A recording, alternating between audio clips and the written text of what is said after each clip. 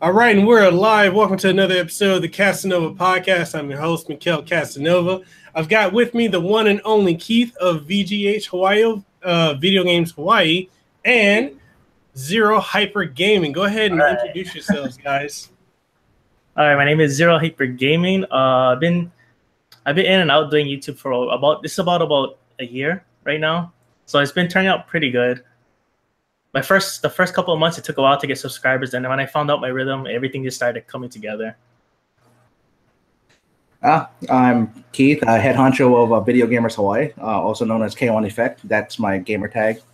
I'm like all across gaming platforms, whatever. But anyways, I've been running Video Gamers Hawaii for like almost 4 years now. Doing community events. Going into like large events like Honolulu Comic Con, Hot Import Nights, and also been doing charity events for kids' hospitals. Oh, that's amazing, man. Yeah. All right, and I just want to ask you guys, like, what got you guys into gaming? Before we do that, can you go ahead and plug like your channels, your social media links, and where people can find you? Oh yeah, sure, no problem. Let me log in real quick. All right. So, yeah, go ahead, Clint. Answer the man's question while I do this. So, what got me into gaming? Yes, I think for me, it started with, I'd have to say, I think it was actually Street Fighter. No, not really Street Fighter 2. I think RC Pro Am. You know that old game, a racing game on the regular Nintendo? I got into that. Yeah. And I used to play Atari for a little bit because my uncle used to work for Atari back in the days. And he used to always bring home a whole bunch of games. And the first game I remember playing was I think it was like this Donkey Kong game and this Bruce Lee game. Yeah, and I used to play Atari for a little bit because my uncle.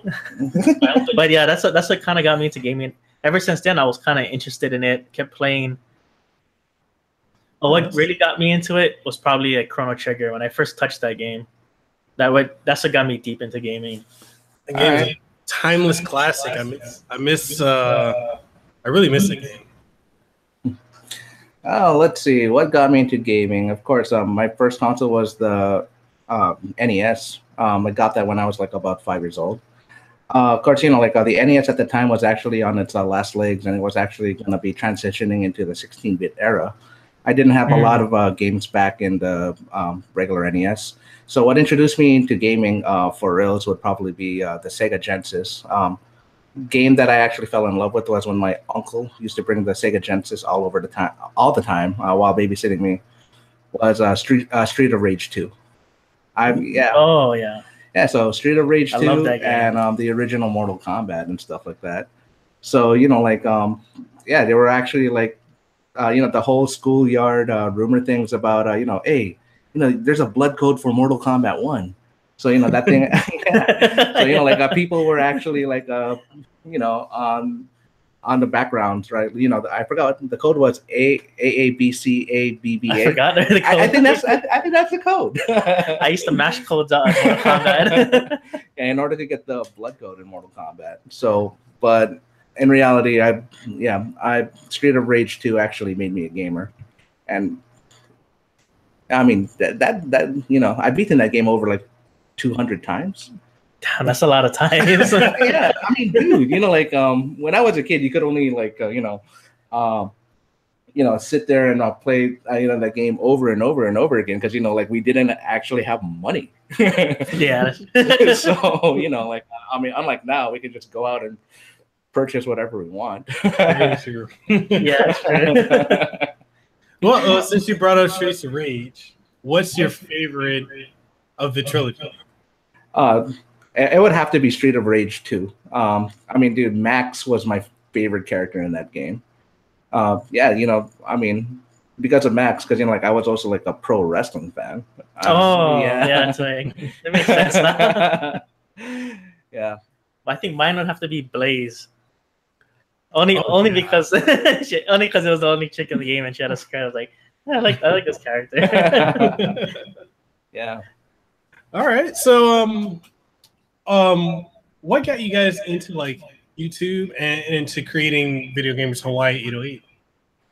For me, what got me into YouTube, I guess after working, like I was in military before I got out, went to school, got jobs, and then I guess over time I started seeing a bunch of people, becoming successful, and then sometimes not making millions, but maybe making a good amount, just to live off of, and then having more free time. So that was my goal in life, to have more free time in the future for myself. And when I had friends, making it in Twitch and YouTube and stuff, I figured, hey, well, I had a friend suggest to me, hey, Clint, why don't you do it too? And I was like, really? You think I really could? So I figured, hey, what the hell? I did it, and when I first released videos, the quality was so bad, and then I didn't even know I had no idea what I was saying. Like my video camera was really small, and I recorded why is my camera coming out so small? So I actually had subscribers on my YouTube channel suggest, you should do this to your sound, buy this, get this, or do this to your video. And then over time I adjusted from some of the comments I got from subscribers. Okay, definitely. Oh well, I'm not a big time YouTuber like you, of course, Mekel, and right over here. We actually tried doing a YouTube bring out content every once in a while and stuff like that. But now we actually have been recently doing it in our tournaments, because we actually have computer powerful enough to actually show off the quality of the matches that we were going for. Yeah, that's true. Yeah, so yeah, it was actually pretty hard in our part and stuff like that. When it comes to streaming matches or streaming events and stuff. Right. Yeah, so most times we actually either use the PlayStation 4 camera, because we've heard that it actually has a built-in a streaming setup right over there. Oh yeah, see, I didn't really know. Yeah, and also the Xbox One. Also the Xbox One also. So I also release some totally dumb game contents there and stuff like that. Then then some of them got a flag, because YouTube is like, hey, it's copyrighted, man. It can't be using the music. Yeah. It's kind of strange how that works, because sometimes I'll use a song and then my friend used the same one, but he'll get hit for copyright and I won't. Yeah. Yeah, I've had that happen too. I don't understand. I never had any of that close happen to me. But I think I heard some people say it depends on how loud the volume of the song is, or the length of the song, where it begins and starts and finishes. I heard that's how they hit you with that. Yeah, and I remember we did a charity event, Planned for Planned Parenthood. Yeah, that one. We did a 24-hour stream on that, and we uploaded that to YouTube. Then we actually, that's when the Nintendo Switch first came out. And we were streaming a lot of Zelda, we were streaming a lot of Bomberman on the 24-hour stream. Then boom, copyright notice, Nintendo. You're like, you can't be using the footage, man. Even though you guys are doing the cause. I was like, okay. Cool. Oh, there's nothing we can do about that. So Keith, what got you to create Video Gamers Hawaii? What inspired it? Video Gamers Hawaii, believe it or not, it actually started off as a Destiny clan back in 2014. Oh, yeah. Okay. So of course, we started a Facebook page and stuff like that. And we're like, okay, cool. I think this is a great way to find Hawaii players and join our clan and stuff like that. So we started. I started posting things that wasn't Destiny related, and that's how Video Gamers Hawaii came to be. Yeah, because you guys are the I want to say the only, but the biggest video game Hawaii video game groups out here, right? And the only, I believe. I mean, as of right now, we're actually the biggest gaming community in Hawaii. There's actually different communities that's dedicated to a certain genre of games or a certain game. So I know I've noticed for the PC, a lot of the PC side or PC gamers side. I noticed PC Gamers Hawaii has a huge, gigantic community for the PC side purely. Mostly the League of Legends players. Yeah, we know most of them. We're mostly friends with a lot of them. Yeah, the players. Yeah, that's what's up. So guys, what triumphs and or challenges have you encountered in this YouTube journey, as well as with Video Gamers Hawaii and hosting tournaments and whatnot? For when I started my YouTube thing, the hardest part was balancing time between my normal work schedule during the day and my recording videos. Before, I thought you just record a video, upload in a matter of seconds, and you're good. But I noticed sometimes if I do more things with my videos, the longer it has to format, and then the longer it takes to upload. And I found that I ended up using my days off just to do my YouTube stuff and Twitch stuff. Yeah, definitely. For on the VGH side, because we run mostly fighting game tournaments and such, right? The hardest part is actually trying to find venues to actually play. Earlier we one of our venues was Frankie Fresh, but that place actually closed down for no. I don't know the reason why it closed down. But I never even got to go there. Yeah, it was honestly a pretty good place. I actually liked the way everything looked. Right. And then the food was pretty good. The burgers and shakes were really good. The shakes were awesome. And so we actually did I think we started getting out there when we actually did a thing with KTV, our first Tekken tournament. Oh yeah. That was actually that was a pretty good venue. Yeah. So of course we didn't like how the business owner there actually treated us. So we're like, you know what, we're just gonna find something else. So that's what happened. Yeah. So we decided to go with the Osami Bar and Grill because we heard a word of mouth that Blaine, the owner of Osami Bar and Grill, he was willing to work with he's a good guy. I spoke with him, and I like how everything looks. It's pretty open space. The workers there are really good. They're really quick at the service. Everything was really good. And right. I was amazed he allowed us to actually, bring set up everything, have our own section. Right. So, this was before Tekken. We actually, on Osami Bar and Grill, we actually did put on Injustice, Street Fighter 5 and stuff, for casual gaming and stuff like that. But when Tekken released, we just did tournaments there. Ever since Tekken 7 and now Dragon Ball Fighters, or both. Yeah. So you guys recently had a get-together event yesterday, actually, at Hawaii Pacific University. How was that? How did you guys get to hosting events there? For Hawaii, we actually know the manager for the HPU Esports Arena, Reed. And if you're watching this, Reed, thank you again. Yeah, Reed is a really good guy. He's actually a really close friend of mine. We used to play fighting games together in Fun Factory. And believe it or not, when I knew him, I don't even think he was high school yet when I knew him. I was I think I was already 18 and he wasn't even high school yet.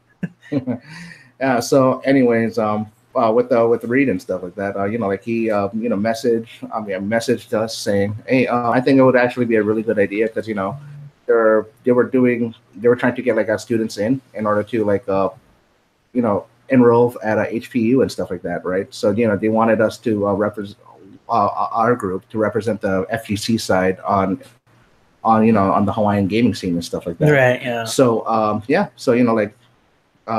HPU is busting out saying, hey, we're the only college on Oahu that have a esports arena. Yeah. Check us out. Yeah. What amazed me most is when my friend Reed, or the manager for esports to Hawaii, when he showed me the link for HPU, and then I looked at it and I noticed they give college scholarships now for gaming. Yeah. Really? Yeah. So during the esports event, through the event, it was actually all the high schools challenging each other, and they're live streaming. They had their own teams and everything. They had Punahou, Roosevelt. They had Nanakuli. They had Nanakuli High School there. All the schools around the island, they had them all there. I was like, wow, that's so crazy. I had no idea this was going on the whole time. So they only have a one scholarship for one game right now at HPU. If you guys are into League of Legends and you guys are trying to enroll on the school, HPU is the way to go. But probably somewhere down the line, they're gonna be doing more scholarships for different genres of games. So hopefully for us, that'd be really cool. If we could run the FGC part there. Yeah. And I believe this is just a guess. Probably the second scholarship is most likely going to be either PUBG or Fortnite. I feel like it's gonna be Fortnite or probably Overwatch. Yeah, one of those two. Or 3. Yeah. Man, I kind of wish they had that when I was going to HBU back in the day. Like, it's been 10 years since I graduated. I'm like, I wish it was there when I was there. Me too. I wish YouTube and Twitch and all this stuff was there when I was like 9 years old. Yeah, but yeah, we are actually planning on doing a lot more things on HPU. Like right now, we're kind of like brainstorming ideas. Like, hey, you know what? Evo is coming out, guys. Should we throw like a before or after Evo tournament in at the HPU Esports Arena? Yeah. So yeah, so right now everything is being planned. Can't really reveal anything yet on how we're gonna do it, but yeah, I mean everything's in the works. Wow. Yeah, I'm definitely looking forward to everything you guys are working on. Especially, so if it comes to like Evo, if you guys do a before after event, definitely let me know. I plan to go to Evo this year. I'm not that good at fighting games. Like, I'm okay, but not to play on a competitive level. I mean, you guys saw I got aired out last time I went to your event. Dude, like, yeah, I remember the first time meeting you, man. You actually came into our Tekken tournament at PC Gamers Hawaii. Yeah, I mean, yeah, you know, like when you were like dropped down into the losers bracket, you just left. But we're like, hey, where the heck is Mekel? Oh, that's right, you were there. Yeah. So I actually like Twitter message you saying, hey, dude, get back over here. It's a double elimination, man. Yeah, that's right. I remember because I met him. Yeah, that's right. The first one. Yeah. Man, I was on the freeway. I had literally got off the freeway and turned around. I was jetting. I was doing like 70 on the freeway to get back. Yeah, man. It was so packed, man, during that time. Yeah.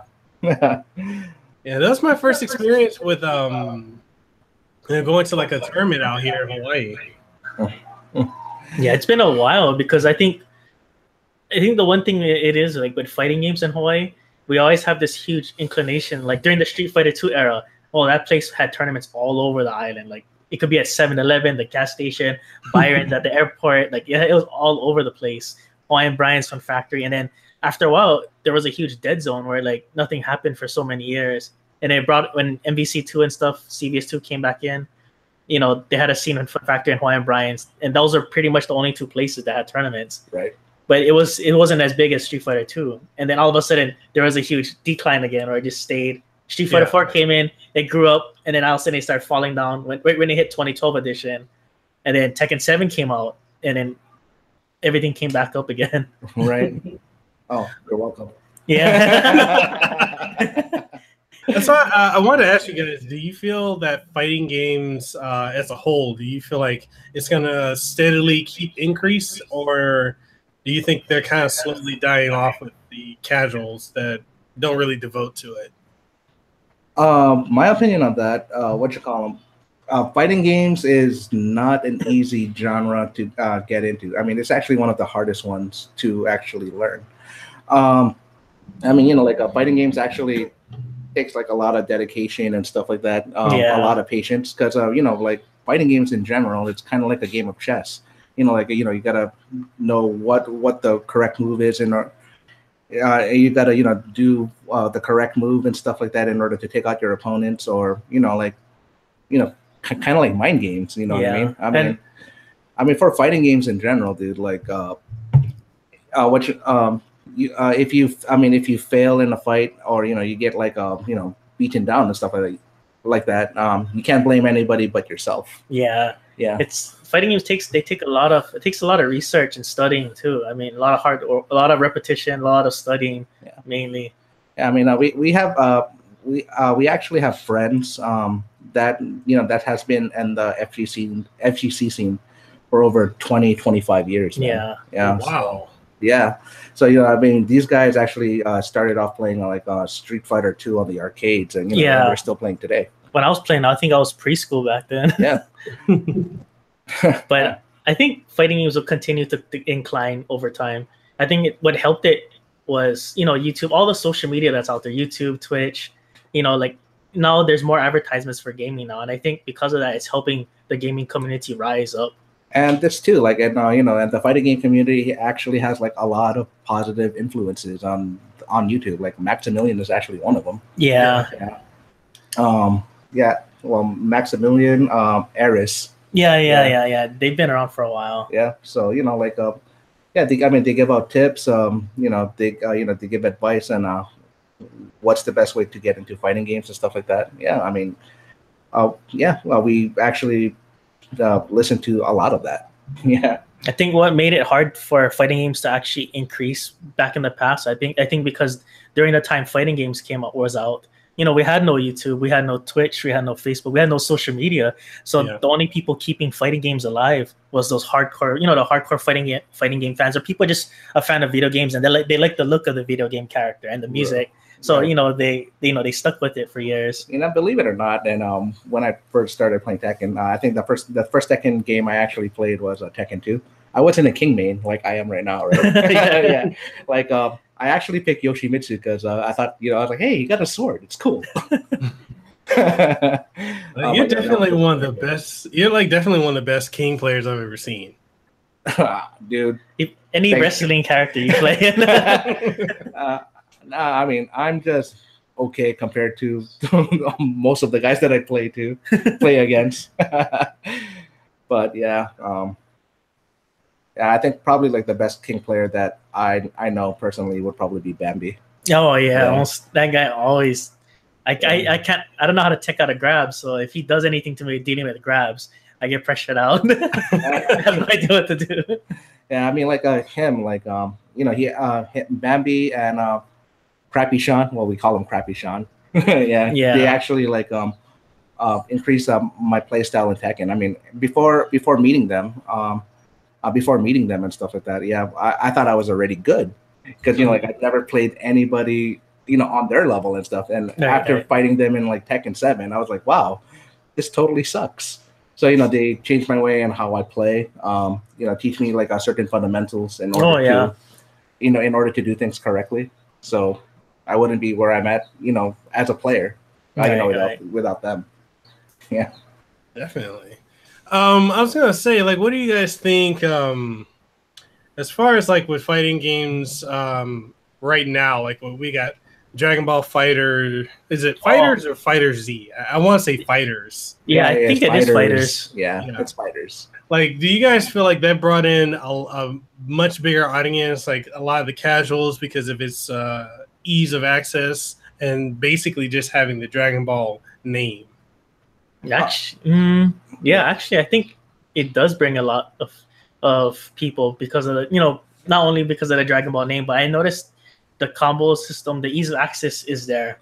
You know, like for people who don't play, then they can catch on, and then I guess they can learn everything along the way. And I think that ease of access kind of like sparks interest to players when they're doing such flashy combos. And with Dragon Ball Fighters too, because you know, like of course, you know, the Dragon Ball series have always had that mainstream appeal and stuff like that. Right? Oh yeah, it's strong. And it also brought back like a lot of players that's been waiting for hyper fighters for the longest time. And stuff. Yeah. I mean, apparently, like Marvel vs. Capcom Infinite didn't satisfy a lot of them. So Dragon Ball Fighters actually brought you know, a lot of them back into the scene. Yeah. And our numbers for tournaments have been pretty healthy with that Dragon Ball Fighters at Osayami Bar and Grill. Yeah. So speaking of Marvel vs. Capcom Infinite, why do you think people dislike that game, and do you feel it's dead?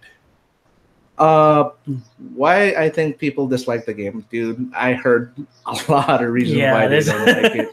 They're like, hey, there's no X-Men, or hey, it doesn't look as polished as you know, Marvel vs. Capcom 3, or you know, they recycle their characters and stuff like that. Yeah. But don't get me wrong. Marvel vs. Capcom Infinite is a solid fighting game in general. Yeah, mechanics wise, the play style was actually solid. I liked it. Yeah. But you know, when it comes to like you know, getting the hardcore fan base back, you know, like a lot of favorites are missing. Like, of course, you know, Wolverine, Doctor Doom. And there's probably licensing issues why they couldn't get the X-Men characters, so I could understand that. Yeah, I mean, because it's you know, well, you know, like from what I read, a lot of it, I mean, a lot of the licensing issue was due to Disney, because it was they were trying to focus more onto their MCU universe. Right. Nothing else. I think for me, the Marvel cast roster was all right with me. I was fine with that. Right. But what hurt me a little bit, but I love the game still. But what hurt me a little bit was the Capcom roster. I felt that the Capcom characters on their side was kind of weak. Like I liked having Mega Man X in there, Zero, Dante, Chris Redfield, and all of them, and Ryu or Chun-Li. But then I felt like it was missing other Capcom characters from other games, like Asura's Wrath could have been in. Yeah. Marvel's Capcom. Yeah. Gene from God Hand could have been in there, or that guy from what was that Chaos Legion? Yeah, they could have been in there. Right. Characters from Power Stone could have been in Marvel's Capcom Infinite. Definitely. Rival Schools characters could have been in there. Plasma Sword characters, all those characters could have been in there. I think that's what people wanted to. And I think because Capcom has such a solid gaming franchise base, dating all the way back into the mid 1980s. They should have used a lot of the characters they actually have there. Who else would you recommend in Marvel vs. Capcom Infinite?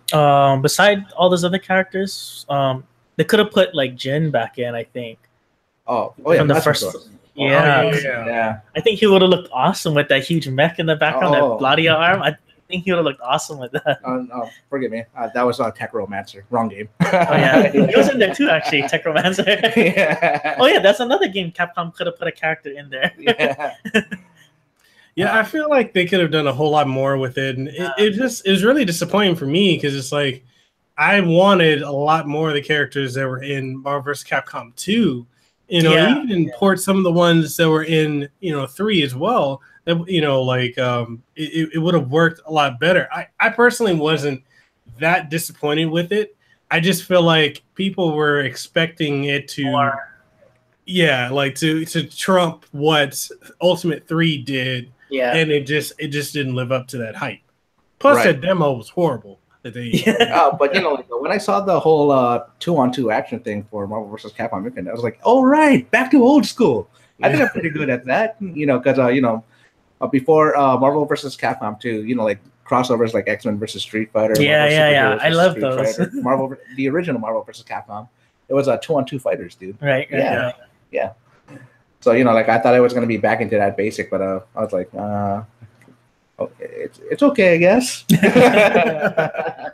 But to be honest, Marvel vs. Capcom Infinite, I think if you compare most of the Marvel vs. Capcom games like 2 and 3, I think Infinite was actually the most well balanced between the characters. Yeah, you're right. You're absolutely because right. MVC2 it had a lot of characters. The only thing was only 6 or 7 of them was used out of the 50 something characters. Right. But I think Infinite could have used a bigger roster, though. I think. Yeah, they would have. So, do you think the game is dead, or do you think Capcom can revive it with bringing back the X-Men characters and just constantly adding more characters with seasons like they're doing with Street Fighter 5? In my opinion, I think they should have done it seasons with Street Fighter 5, because Street Fighter 5 they've been tweaking out the game since they actually came out, and it actually turned out to be turned out for the better at the end. But there's also rumors going around that online servers are going to be shutting down around August. I think that's what's going to kill it if the servers shut down. Yeah. I mean, as long as they're live tournaments or side tournaments and Evo and stuff, I don't think Marvel vs. Capcom Infinite is truly dead. As long as somebody's as long as there's a community following. Yeah. I heard that because I follow Body Count Fighting on YouTube, and they do a lot of Marvel vs. Capcom tournaments and streams. So yeah, as long as they keep them alive and don't get too butthurt like how they threatened Maximilian. Oh yeah, that was pretty bad. Did they threaten him? Really? Yeah. We actually we checked out our Twitter feed because we both follow Maximilian Dude, right? Yeah. He was saying that somebody actually sent him a death threat on his video on Marvel, his video Marvel versus Capcom Infinite. I was that's why he doesn't stream it anymore, right? Huh? I'm sorry. That's why he doesn't stream it anymore, right? Yeah, I think he just got really upset with it or something like that. I think he still streams once in a while. I mean, the old Marvel versus Capcom stuff. Yeah. Yeah. Oh man. It was brought up in the chat by Dan the Avery. He's also a YouTuber. He has a community called the Brawlers Corner, where they do a lot of they talk a lot about the old school brawlers, 2D beat 'em ups. Love their content. But he brought up that Street Fighter Cross Tekken hit Capcom really hard, and they've been struggling to recover ever since. Like, what do you guys think about that? Oh yeah. Oh yeah. Like I actually agree. I actually agree with that. It actually hit Capcom pretty hard because at that point, Capcom got greedy. Like they already had like in-game content that's already on the disc, and in order to unlock that content, you have to pay. You have to pay like a $40 paywall. Yeah. Yeah. So Capcom got greedy on that thing though. I mean, like I enjoyed Street Fighter Cross Tekken as a fighter. Yeah, I love that game. I still like it. Yeah, but I think it's because of crappy, greedy business decisions. That's what actually hurt Capcom. Yeah, because I think if they didn't lock the characters behind the paywall, if it was just something you can unlock in the game, like with skill or with some type of achievement, I think it would have done well. I mean, to me, I felt like Street Fighter Cross Tekken was more like a Street Fighter 4.5. Yeah, than it was like that. Yeah. But right now, and I think Capcom is doing okay. I mean, not okay. I think they're doing a lot better than they did, like when after the release of Street Fighter Cross Tekken. I mean, besides their fighting game IPs, Resident Evil 7, Monster Hunter World. Yeah, Monster Hunter World. They actually brought Capcom into higher gaming stats now. Yeah, and this too, like and it's going on how many platforms? I know it's going on PC, PS4 and PC. I know PC is going to happen later on. Yeah, but so Capcom actually learned their lesson from hey, you can't be cheating customers with their money and stuff like that. So they actually became a lot more lenient on their DLCs and stuff. Yeah, because if you think about it, if you pay for everything in the game, it gets pretty expensive because you're paying already $59 something for the game, and then whatever deluxe package they have, and then you're paying almost you're paying around $100 for the game. I mean, with Street Fighter 5, I mean, they still do like costume paywalls and stuff, but a lot of that is actually going towards a good cause. If you buy like a Capcom, like a Capcom Pro DLC or something like that, that money is going to go towards the Capcom Cup. Yeah. So there's a good reason behind that. So I know a lot of people have been saying that Capcom hasn't really made the effort to put out like new IPs. They've just been like rehashing a lot of their older franchises and older titles. Right. I personally think that all the way up until like I would say probably 2010, 2011, Capcom was actually putting out a lot of new franchises like Remember Me, the Dragon's Dogma series. Yeah, I remember Dragon's Dogma. What was it, Dark Void? They were bringing out a lot of games, and it just seems like people weren't really buying it. And it's amazing to hear them now complain that they're not bringing out new titles. And I'm like, they were for a long stretch. It's just nobody was buying it.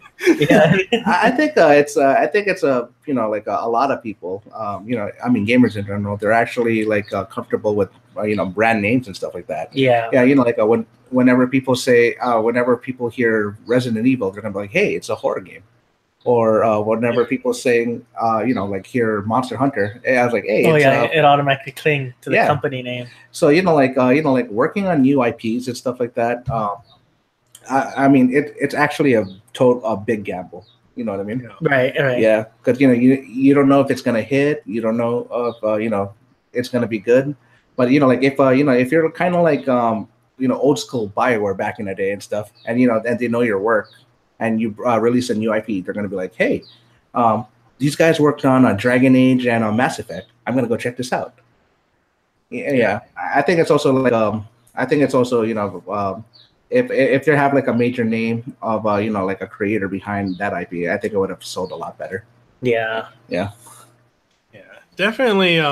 It's like it's one game. If they bring back I would be so happy, and it's God Hand, because I thought that game was amazing. I love that game.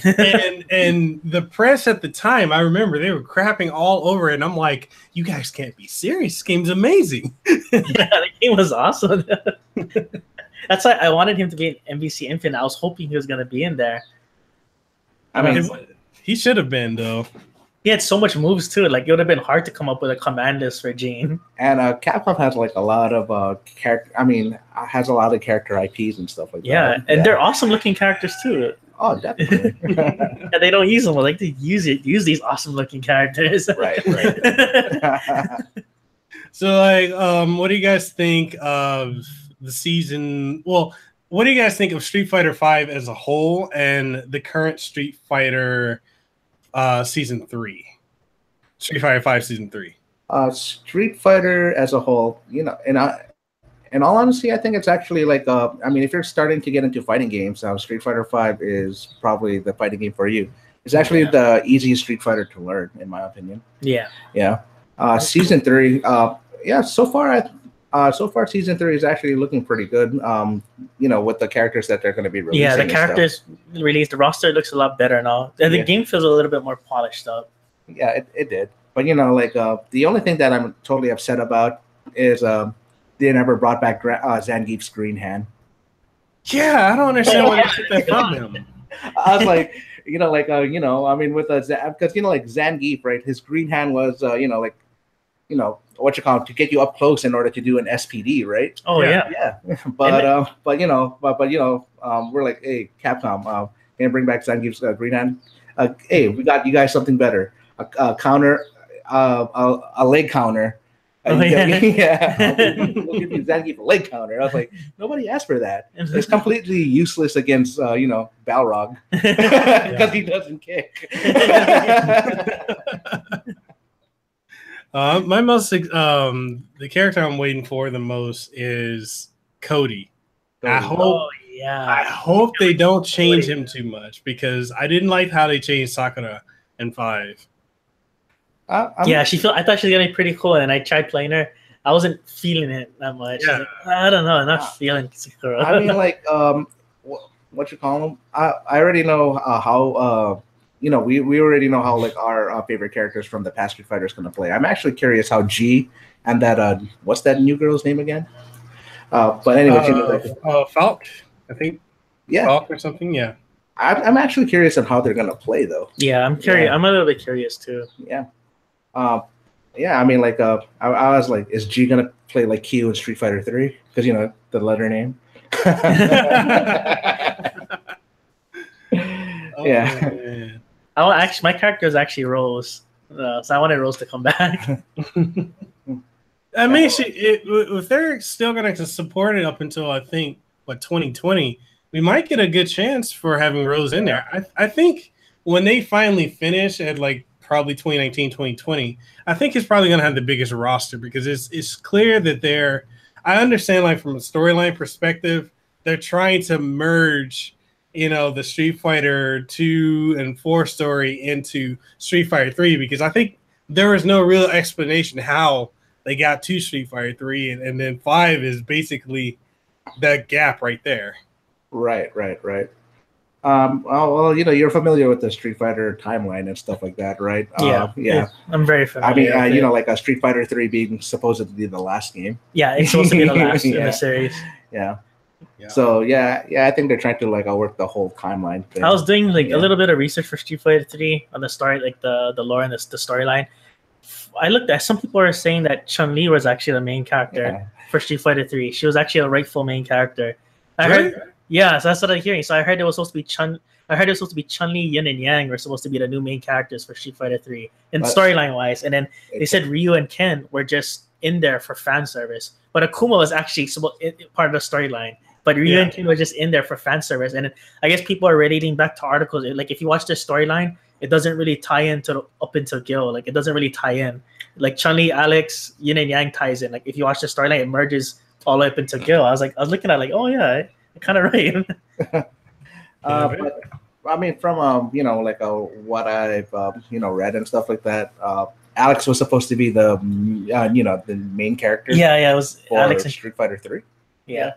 And like back then, people were trashing Street Fighter 3 because a lot of the old characters weren't there. They were expecting and stuff. But later down the line, when Third Strike came out, it became one of the best fighting games ever made. Yeah. I actually liked Street Fighter 3 Third Strike. It was actually a really fun game. Yeah, it's a great game. Yeah.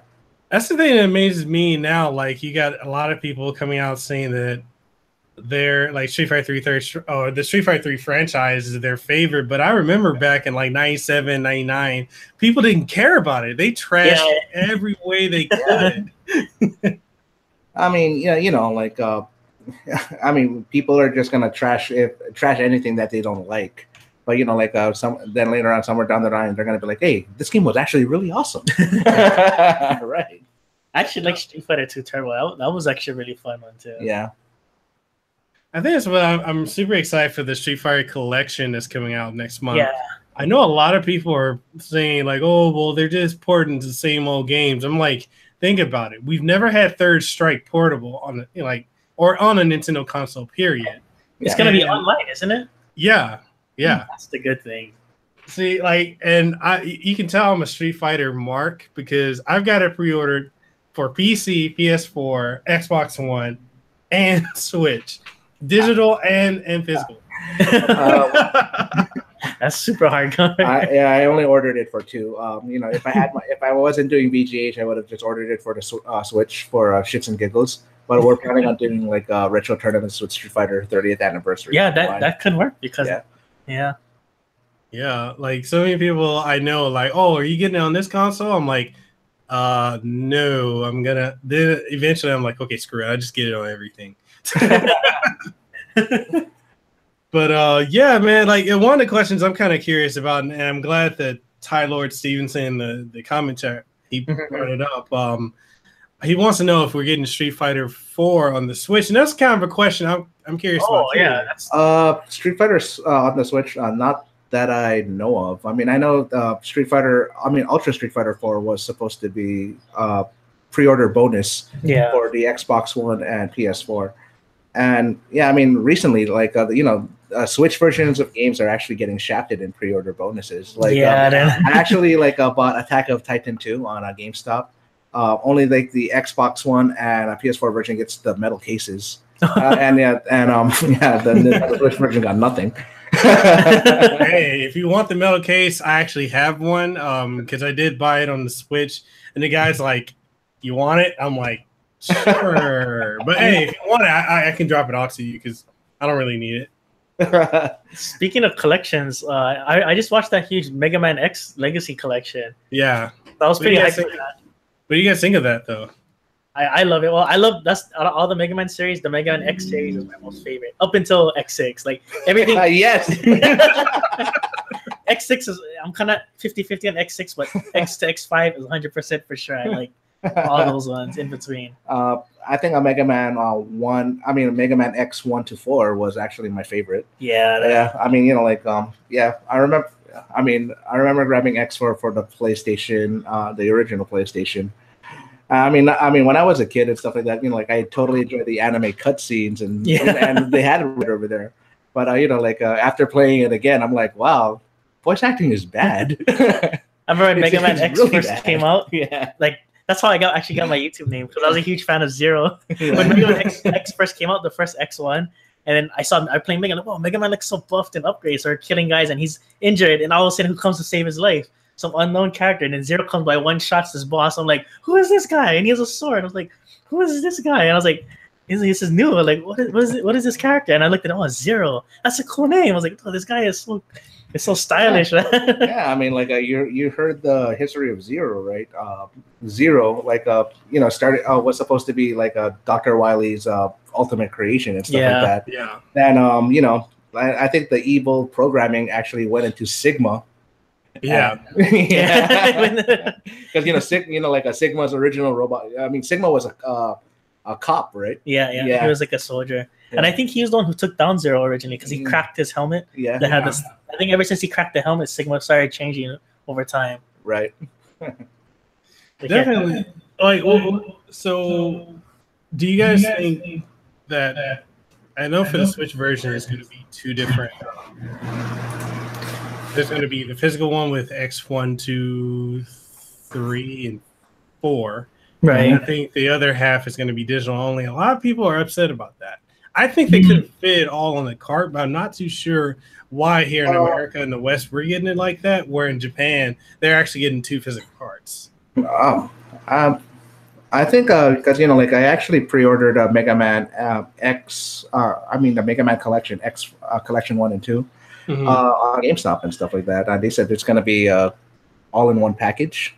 Yeah, I think so. Yeah, two discs in one package. Yeah. Or something like that. I'm getting the digital copy on PC, so I already got that. I'm also gonna grab Mega Man. I'm also gonna grab that on the Switch too, because gotta play my Mega Man on the go. Yeah. or if people are playing something else in the event, I'll be like, you know what? I'm just gonna play Mega Man X2. Well, what's your guys' favorite Mega Man X title? For mine, is gonna be X4 because Zero, that was the first series where Zero could actually be played like fully. He had his own storyline, he had his own mechanics. Yeah. I was like, oh, I love this character. I would actually have to be X4 too.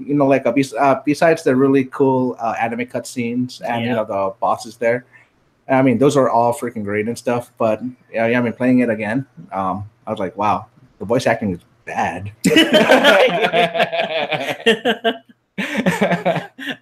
I thought it was good stuff back then. I was like, yeah, it's cool. Right. I was like, it's kind of bad. I think, given that we're getting like the new Mega Man 11, and then we're going to be getting the X collection and then the regular one as well, I think this is leading towards possibly a Mega Man Legends collection. Oh, I hope possibly so. Mega Man Legends 3 finally. Yeah, we're due for a 3 right now. I've been craving. Mega Man Legends, I actually like that game because it was just so different. I mean, when it comes to gaming, kind of like how pro wrestling is, never say never. Yeah, definitely. Speaking of wrestling, given that you guys are fans of wrestling, what is your take on how wrestling is today compared to like the Attitude Era? Wrestling today, it's actually more about athletic. You got to be totally athletic. Athletic. Matches are actually a lot more crisp, longer. Everything is great now. Everybody actually knows how to work. Attitude Era, a lot of the guys there in the Attitude Era, personality and sex sells back in the day, right? Yeah. On the Attitude Era, it was I think Vince's way of competing with WCW, because WCW had the NWO, taking them up. So WWE, WWE actually had to do something, do Jerry Springer like stuff. Right. Yeah. Because they were the ones doing that kind of that behind the scenes type of drama. Yeah. In the backstage. Yeah, I mean, the Attitude Era created like a lot of stars though, created Kane, created Stone Cold Steve Austin, created The Rock, of course, But probably there were great matches in the Attitude Era, but looking back at it, a lot of them were trash. Compared to today's stuff. Yeah. I have to agree.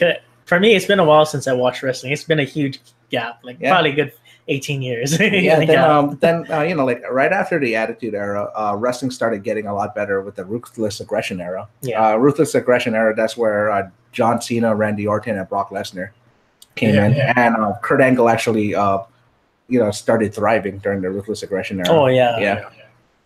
So and also Chris Benoit, Eddie Guerrero were there in order to hold the ship for the Ruthless Aggression Era. So technical wrestling was priority instead of crazy dumbass stunts like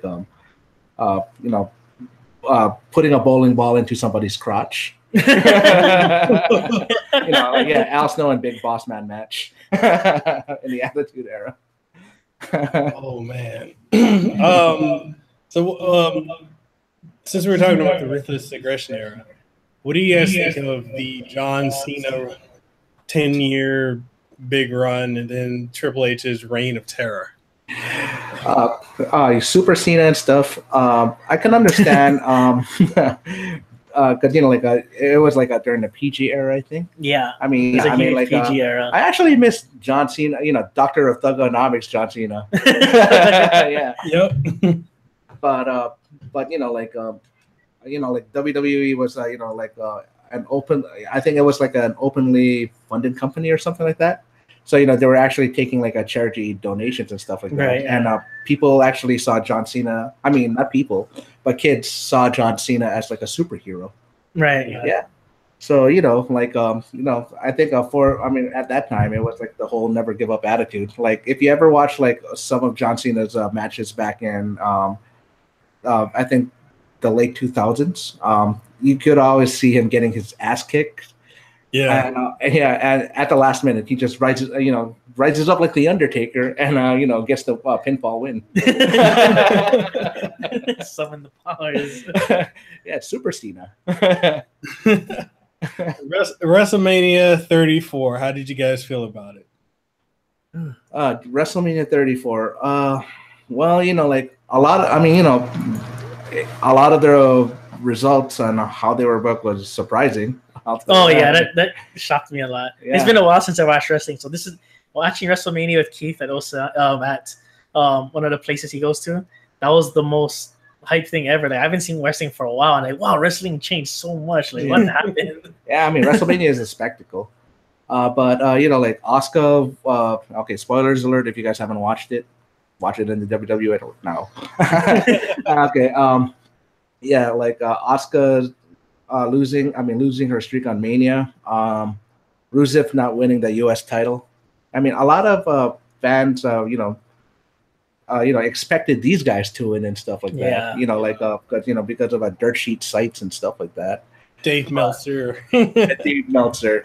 Yeah. Or what Bray Wyatt and Matt Hardy calls Dave Meltzer the Oracle. Yeah. I think like a lot of fans were trying to get into like the whole results thing on the internet. Right. Yeah. So they read this and that on the dirt sheet, but the dirt sheets actually turned out to be wrong. Yeah. Yeah. And they get upset about that, and a lot of people doesn't like it when they're wrong, right? Yeah. Like wrestling back in the day, like in the Attitude Era and stuff like that. We didn't actually have the internet back then and stuff like that, right? Right. The only thing we actually had through like behind the scenes in wrestling was probably like the WWF magazines. Yeah, man, that's how ancient a magazine is right now to me. And I look at the magazine and I'm looking at it like, wow. Yeah. And I forgot what's this thing called, but they always like do like a top 100 wrestlers thing every year. Yeah. Back in the day, I forgot what's it called. But yeah, like I think that was like our way of seeing behind the scenes before the internet. How do you feel about Ronda Rousey's performance? Oh, dude, she did really good. I was surprised she was did there. Better than expected. I was surprised she was there. Like, whoa, what is she doing here? Yeah, she's a full-time WWE wrestler now, right? Yeah, I just found that out during WrestleMania. Yeah. Right. I was surprised at how well she did, though, because I was thinking, like, okay, they're going to hype her up. She's not going to be that good. But she's done really amazing transitioning from, UFC to WWE. And I think they're trying to position her to be like the female Brock Lesnar in a way. Mm-hmm. Right. Yeah. Ronda Rousey actually turned a lot to heads and stuff like that. She's pretty strong, man. She did. Her performance was really good. And like her lifting up Triple H and that was hype, dude. I was like, and comboing him in the corner. I was like, oh, dude, this is awesome. How tall is Triple H? Anyways, he's got to be like 6 feet, right? Triple H is like around 6'5". Yeah. He's a tall dude. And he's got a lot of muscle and he's big. So to pick up somebody like that, that's So what did you guys think of like the major titles not changing hand, like the Universal title, the World, the WWE title? I was surprised, because usually at WrestleMania those titles change hands. So they usually do. Like traditionally, it's supposed to be the good guy going over in WrestleMania all the time. Mm-hmm. Yeah. that kind of thing. I mean, I think probably like my biggest surprise was Brock Lesnar, because everybody thought I Brock thought he was Lesnar. gonna lose. Everybody thought that Brock Lesnar was gonna be, was gonna lead the WWE to the UFC. But then later on the following night on Monday Night Raw, they're like, haha, fooled you. I'm still staying. Give him a suplex. Yeah. Yeah, because everyone's thinking he's going to drop the title at the Greatest Royal Rumble. I hope not, but Yeah. given that they're trying to push Roman Reigns so hard, I mean, in the Greatest Royal Rumble, a lot of the people in the Middle East actually do love Roman Reigns. So that's that is highly understandable. Yeah, and during the last match of Roman Reigns and John Cena, people were actually booing both men out of the building. Yeah. So from I hate to be a smart and stuff like that. Yeah, I sometimes do read the dirt sheets too. Like they said that like during the match of Brock Lesnar versus Roman Reigns, they actually Roman Reigns was supposed to win the title at Mania, but because the ref actually have the earpiece. Told both of them like Brock is retaining. Yeah. He busted Roman up really good. Like I've heard people say it's a blood pack, but I think he actually went to work on his head. Yeah. But yeah, I mean, dude, Brock has. I mean, Brock Lesnar has a history of being pretty stiff in the ring and stuff like that. I mean, he actually competed in New Japan back in the day. You know that, right? Yeah. He's the IWGP champ at one point, right? Yeah, he was an IWGP world champion at one point. And with New Japan's style of wrestling, a lot of it is stiff as hell, dude. Oh, really? Yeah, like I've never seen any. Dude. Stuff. I mean, if you're gonna get elbowed to the face, you are getting elbowed to the face. If you're getting kneed to the nose, you are getting kneed to the nose. Everything is stiff there, dude. And if you thought the chops, what we do in America hurts, right? You should see some of the stuff that they do, dude. Like they actually have like stiff elbow competitions. Like whoever gets knocked out loses.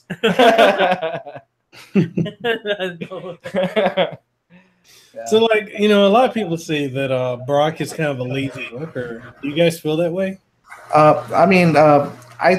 In my opinion, when it comes to like a major wrestling titles and stuff like that, it should never go to a part-time worker. It should always stay stay somebody that's on the road 24/7 and stuff like that in the WWE. Brock doesn't need a title. He's already like a special attraction like the Undertaker. Right. I mean, just a name himself, just his name itself would actually bring people into the arena and pay money just to see him. Yeah. So, I don't think like a part-timer should ever hold a title ever. Yeah. And with Bobby Lashley coming back, what are your guys' feelings on that? I know I followed him in TNA for years, and he definitely improved in TNA. I'm really interested in seeing him versus Brock because I think that would be a big draw. Oh yeah, definitely. I'd rather see that as like an actual cage fight than a wrestling match. But I do know because they have the same background, they could actually put on a really good collegiate wrestling type of match. It could be like Angle versus Brock, WrestleMania. Right. I mean, Bobby Lashley is a great wrestler. I mean, like his first run in the WWE as a character. Great wrestler, but he was bland in personality. Yeah. I mean, he looked like at the time, like he kind of looked like a created CAW from SmackDown versus Raw or something. The default options. Yeah, but over the years, I mean, I saw Bobby Lashley wrestle in TNA. Over the years, he actually improved and stuff like that. Yeah, majorly. Yeah. So, him versus Brock, you think it should happen, or should it happen? Definitely should happen. Yeah, that's actually that's total. That's like dream match caliber right over there. Yeah. So you don't think fans would boo him out of the building? Probably Lesnar, but not Lashley. I hope he gets like his old Dominator. Cause I know you and I were talking about that. I'd like to see him do his old Dominator as like you said, an homage to Farouk. Yeah. But I guess they're going with this stall suplex. Stalling suplex. It is a stalling suplex from what we saw on his return on Monday Night Raw. So I was like, are you just gonna hold Elias up in the air? Is it gonna be a brain buster or a suplex? I was like, oh, suplex, got it. Hopefully he brings back his spear too, because he was really good with the spear in TNA.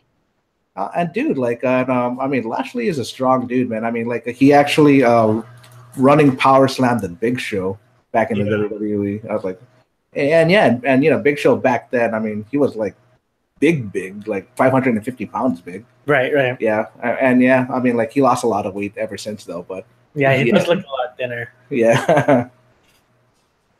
All right, so, last question on wrestling: favorite wrestler and why? Favorite wrestler and why?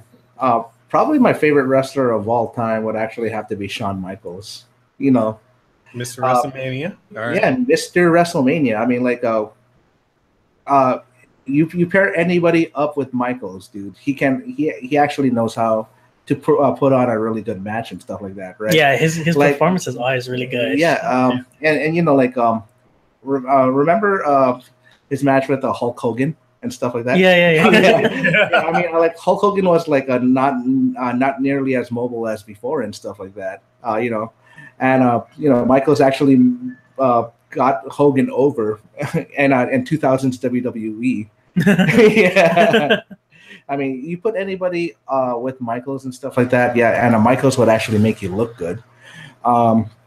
But I know this is already long, hard and past though. But if AJ Styles actually came inside the WWE 8 years ago, Shawn Michaels and AJ Styles would have been my dream match that I really wanted to see.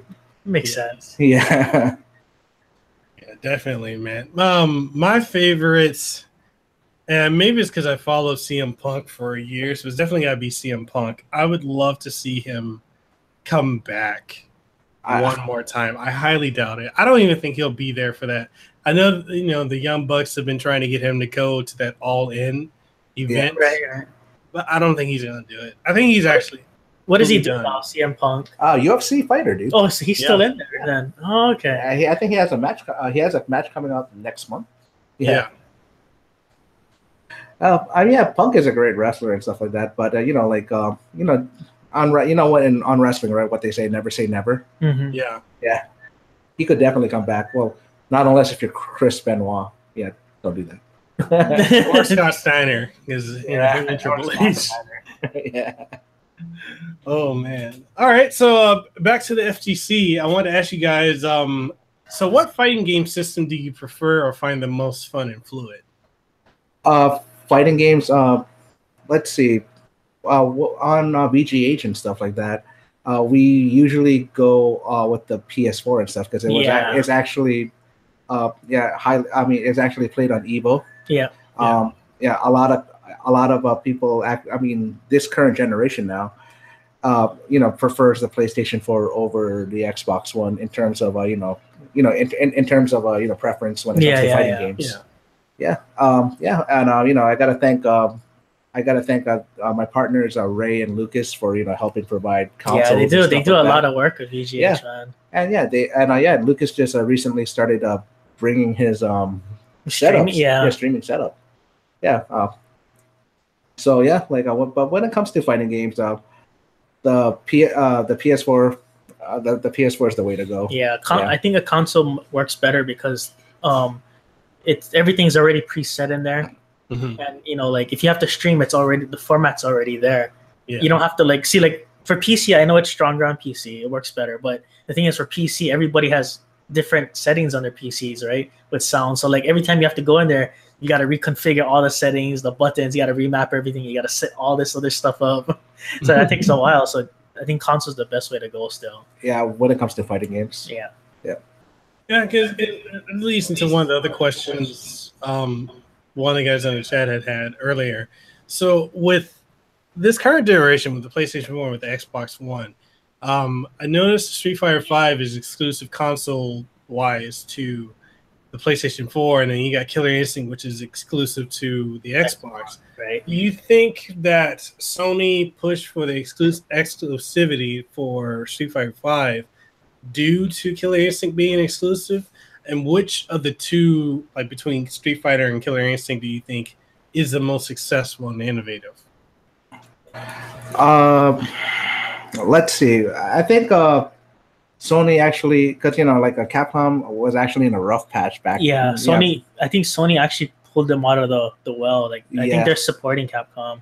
Yeah, so they actually help pay for in order for Street Fighter V in order to be complete. Well, when it first came out, it was still super limited and stuff like that. Because even with Capcom Cup, I remember Sony wasn't really in it, and I noticed when Sony started putting the brand names, their advertisements, I noticed when they started stepping in, the prize money shot up for Capcom Cup and a couple other places too. For Cap, I looked at the prizes, like wow, the money shot up a lot bigger. Right. So so I think Street Fighter V will remain exclusive on the PlayStation 4 for some time now. But it kind of depends too, because we were seeing games that were exclusive to a platform. Then they went to another platform the following year. But with that kind of thing, you never know. Yeah.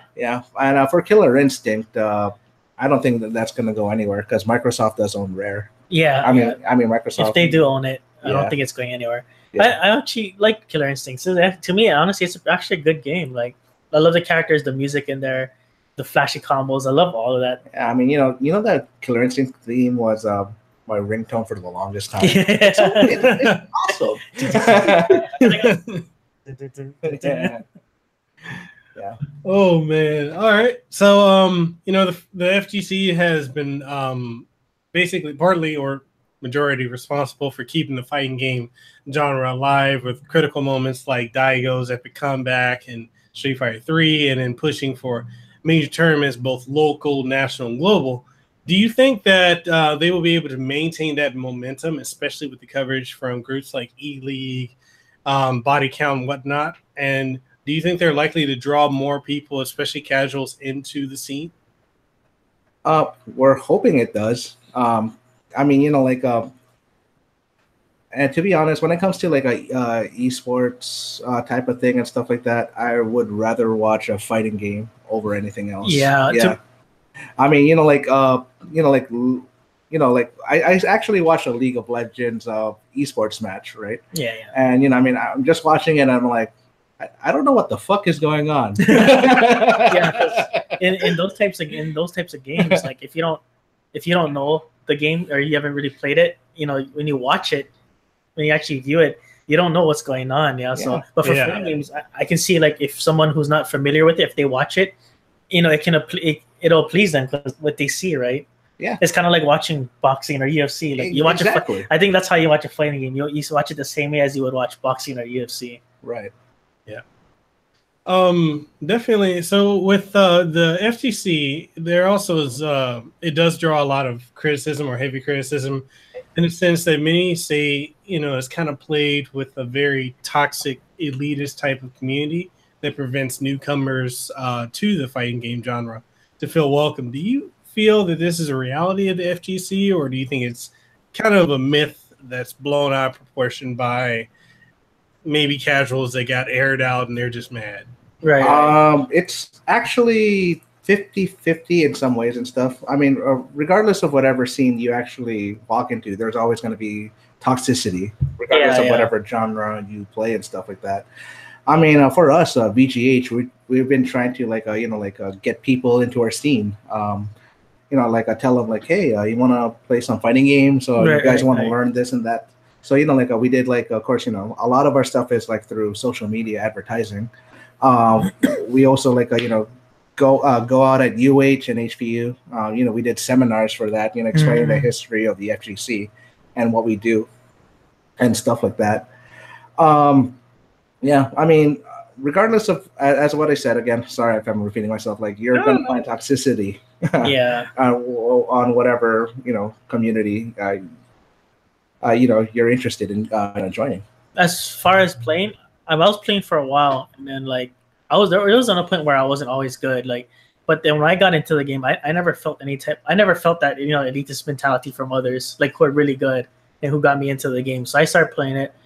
But I noticed when I was playing, there was guys who were like, I guess they don't like losing, right? They have this thing where, like, if they get hit with a certain strategy over and over, they think it's like cheap or cheesy and they don't know what to do, right? So I noticed those type of people, they stray away from the game after that kind of stuff happens. But I mean, I said this earlier throughout the podcast, like if you lose in a fighting game match, you have nobody else to blame but yourself. Yeah. I think in the past, honestly, I like to say I think the elitist mentality kind of did exist for a little bit. I think it was only in a jokingly type of manner back then. Yeah. But I guess for some people, like who's not familiar with the community, they wouldn't take it. I guess they'll take it the wrong way. So I think that's what strayed them away sometimes. Right. Yeah. And it took me till I got older to realize that. So sometimes I thought to myself, like, hey, bring this guy in, man. Yeah. Maybe he doesn't know we're joking or whatever. Yeah. I mean, with our community, I mean, like a lot of the community members that actually go out to our live events and stuff, a lot of them ended up being really good friends after a while. Yeah. They taught me fundamentals. They taught me how to, play the game properly and stuff like that. Right. Yeah. And, with us, we try to encourage each other in order to get better so we can get better. Yeah. Yeah. Definitely. I know that one event you guys had, the one at Microsoft Store was amazing. Yeah. That was awesome. So how is Hawaii FGC in comparison to other FGCs, and what are some of the standout players that have competed, not only out here but at events like Evo and whatnot? Stand-up players. There's Leighton Law. Leighton. Yeah, he came out like top 50 of the Tekken 7 tournament last year. There's Rayblade X. He's been in for long. Rayblade probably has been in longer than I've ever known anyone in the FGC. Yeah, he's been. I believe he's been into almost every Evo out there. Yeah, he's been to all the tournaments locally too. Because I think Ray, he was actually born here, but he was raised in the mainland somewhere, so he got to actually go to all the arcades and tournaments back when it was up and coming.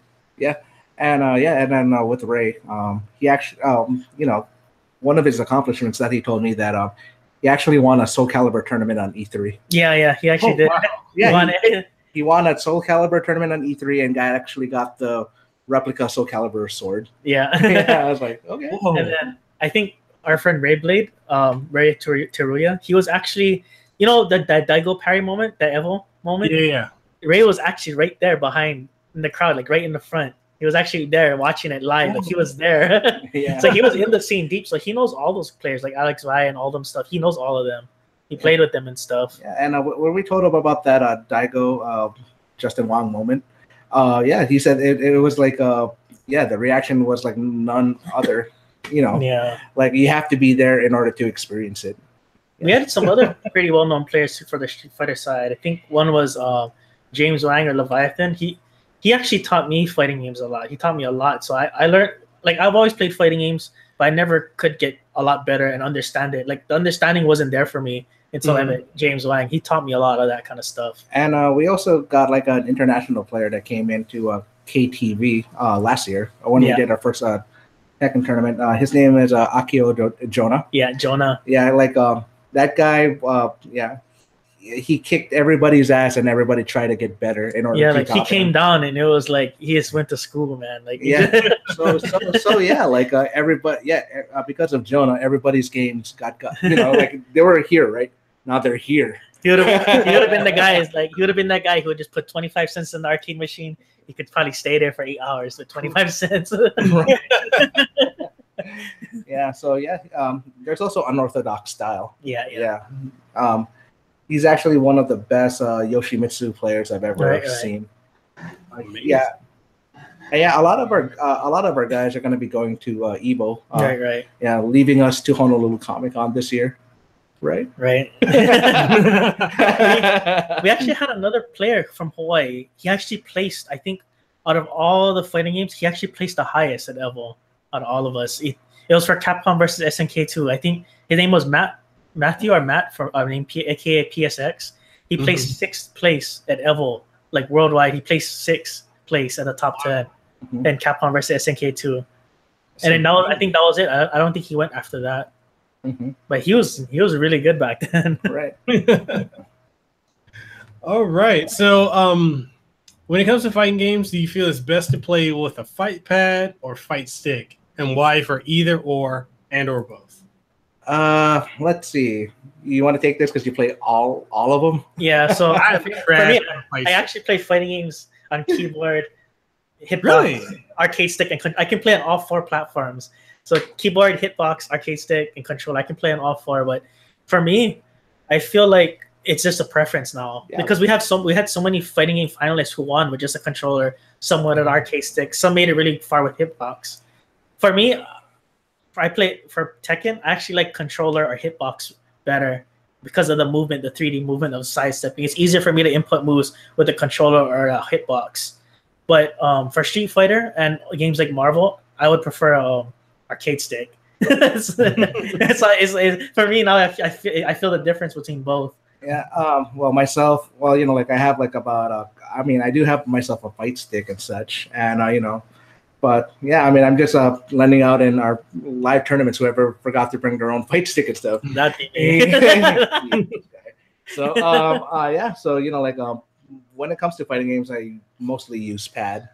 Yeah, unlike most of the older guys that are on our scene and in the FGC, a lot of them actually went out to the arcade almost every day and stuff. I never had that necessity. Yeah. So I usually stayed at home and play Street Fighter 2 on the Super Nintendo. Yeah. On pad.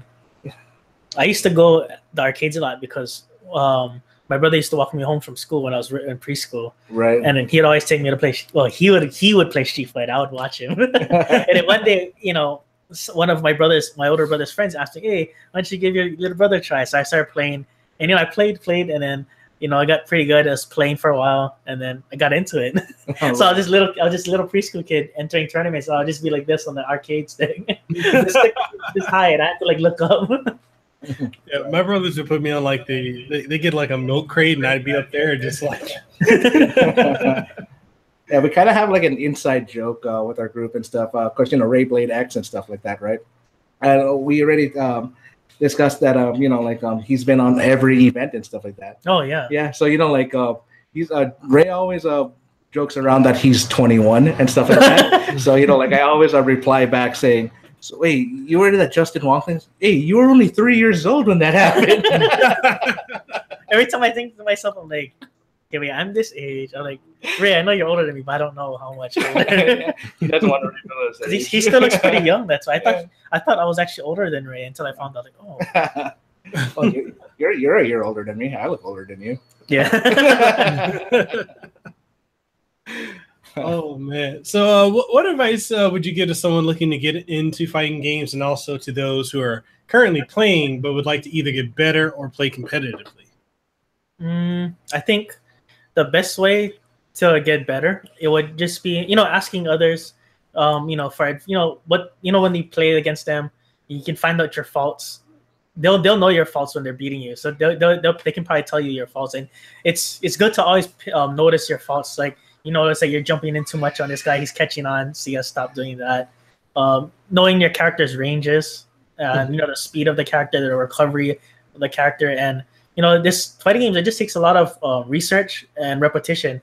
So if you do a lot of research, kind of like school for fighting games, you do a lot of research and then you practice that in training mode. You do it repetitions over and over, like breaking grabs, how to break away grabs.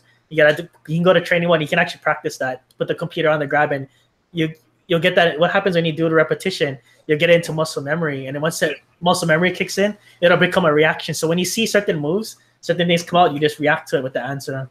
Yeah, and and every time if you lose in a match and stuff like that, take it as a lesson. Yeah. Regardless, Yeah. like learn from it, and what you got to work on, how you can be better at it. Yeah, I mean, if you just like be like, all right, man, you know what, I'm not gonna play anymore. I just give up. I'm just gonna go play something else. Then why did you start in the first place? Yeah. Yeah. Exactly. I think that's one of the things I've run into, like with a lot of people that casually play. Like they'll play someone who's significantly better, and then they get upset about that. So it's like, Right. just keep playing. It's like anything else. The more you put into it, the better you get. Yeah. Exactly. I mean, everybody loses in fighting games. Yeah, and stuff like everybody's that. gonna Yeah, lose. so no matter what, man. Just take that beating as a lesson. Definitely. Yeah. So, Smash Bros. Is often considered by many as a great fighting game. Yeah. On the other hand, this is a there's a very vocal majority, or probably a vocal minority, that they also view Smash as nothing more than a party game. What is your take on the status of Smash? Is it part of the fight game community or genre? For me, I guess it is a party game, but how the community made it out, they turned it into a fighting game. And for me, I like Smash. It's a fun game. I play it. It's for me, it's actually one of the most fun fighting games I played. Right. It's just that for competitive side, I've never delved into Smash into the competitive side. I do have some friends in the competitive side of Smash and stuff like that, but I played like Melee a lot on the GameCube back then and stuff like that. But I thought it was like all fun and stuff like that. Then, Then later on, later on I found out that Melee was still going. As a fighting game. That is one game where the community kept that game afloat so strong. Right. Yeah, that's a lot of dedication. In Hawaii, when it comes to gaming scenes and stuff, Smash is actually one of the biggest over here. Yeah. Smash even made it to Evo twice. They have two different games from two different timelines in the World Championships. And I'm pretty sure Smash Melee is still gonna be there when Smash Switch comes out. Yes, actually, Smash is the first fighting game to do that, where they have two different, they have two of the same game from different timelines in the tournament as a main event. Whereas, like when Street Fighter came out, once the sequel dropped, the one before that would just automatically just get off the roster. Same thing with Tekken, same thing with King of Fighters or Marvel. Whatever's the newest one that's they'll only play the most current version. But with Smash, they kept the old timeline and the new ones. Yeah. And and also this we did like a Gamers Expo, I think last year, right? I think it was at Pulse nightclub. Yeah. But yeah, we did Gamers Expo, and I've never actually saw a Melee scene until I actually worked that event. Yeah. Major props to all the Melee players holding CRTs. Yeah, they carry their own those big. They carry their own CRT TVs, man. I saw them come out with like those push carts from like you see at like Costco or Sam's Club. I saw some of them come out with that. Like, damn, did they have their own portable one in their car? I saw like little kids, like younger kids, like carrying these big, heavy CRT TVs. I'm like, you can be some strong people in the future. Oh man. So what are your guys' thoughts on the rumors right now about the PlayStation 5 and I guess the next Xbox? Do you think that's based in reality, or do you think people are just doing that for clickbait? I think it could be, because if you think about how fast new consoles come out, like when did the PS3 come out? PS3 came out back in 2007. And then if you think about when PS4 came out, I mean, my take on it, I think nowadays consoles, right? I mean, it started on the PS3. Now PS4 and Xbox One generation, they're starting to kind of treat consoles like phones. Yeah, coming out faster and faster. If you know what I'm saying, like of course you have like a PlayStation Pro, you have a PlayStation Slim, and the PlayStation Pro and stuff like that. Yeah, and there's even stronger versions of the PlayStation 4 and the Xbox. Yeah. I mean, the Xbox One X and stuff. I mean, I love my Xbox One X. Don't get me wrong. But a PS5 and a new Xbox console, that's pretty reasonable for it. I bet, but with the release of the Xbox One X and PlayStation Pro, I mean, the Pro is technically like about 1.5 years old now. Yeah. And the Xbox One X just came out last November. I would actually have to say that we won't probably see PlayStation 5 or Xbox till 2020. Yeah. Possibly like around 2019 is, for announcements and stuff like that or teasers, but a release probably like around 2020, 2021. Yeah. I feel like consoles are heading more towards almost the PC side too. Yeah. In a way with all their features. Oh, definitely. I hope they do because consoles are kind of getting expensive. If they keep releasing them too fast, that's pretty expensive. Yeah. Some of the cell phones are already more expensive than the consoles, like all the new Galaxies that come out. Yeah, well, major props to one of our guys that works with us and building VGH, Lucas. He has 6 PlayStation 4s? Yeah, he has a lot. Yeah. That he owns? Yeah. He owns, yeah. Oh, man. Right. I've only got 3. I've got 2 Pros and 1 Slim, and I'm picking up the God of War PS4, and I just got to figure out where I'm going to put it because every time I buy a console, I have to get 2 because my wife's also a gamer. Right. So this is actually her workstation here, and like I got to get her a gaming PC pretty soon, and I need to put up another PlayStation for her. And as far as Xboxes, I've got 2 Slims, or I think I have the Gears of War Xbox One S, I have the default, the launch 2 terabyte Xbox One S, the Day 1 edition, and also have the Pro. Right. I'm like, I need another one because I want another. Like, since I've got the One X, like, man, that makes games so much better. Dude, I mean, like One X with the Xbox One X, dude, like a lot of the games actually runs a lot smoother. Yeah, too. They run a lot better and they look a lot better too. Yeah, like here's an example. Like, have you ever played The Witcher 3? Yeah. Yeah. Okay. When you because there's like one scene where you're actually going into like a Brookback Bog. That heavy forest land, right? Like where the frames per second just keeps slowing down and stuff. It's never happened on the Xbox One X version. Yeah. Oh yeah, certain things aren't.